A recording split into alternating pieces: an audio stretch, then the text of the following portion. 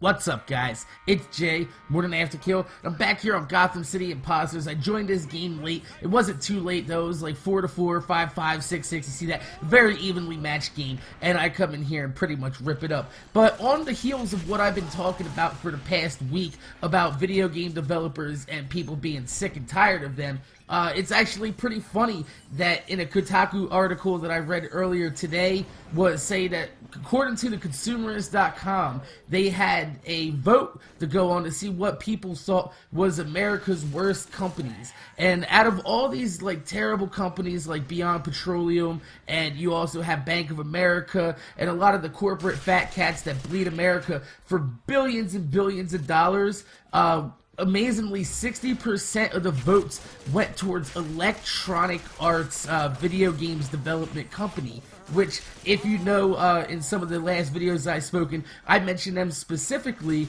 as being one of the biggest threats in the video game industry, especially with their greedy ways. Lately, they've been rehashing a lot of video games. They rely on a lot of their sports games, which are usual, like I said, rehashes of their former glory selves. I haven't really played a Madden that kind of reminded me of the awesome Madden from like 2009, I think it was the last Madden that I actually thought was pretty decent on the PS2. And it's a shame that these video game developers are just churning out a product year after year in a bid to get money from them. And now the consumers are actually starting to notice, and especially when you have companies like EA that are taking huge liberties with the consumer's pocket. What I'm trying to say is, you know, when you have Mass Effect 3 come out, and it doesn't really hold up to standards of what people were looking for, and also when you have games that offer day one DLC that's already on the disc, and you basically have to pay a code to unlock the content which is already on the disc, which is why consumers are wondering, why don't we get this access, like, if it's on the disc, why do we have to pay for it? Why should we have to pay for something that we already bought?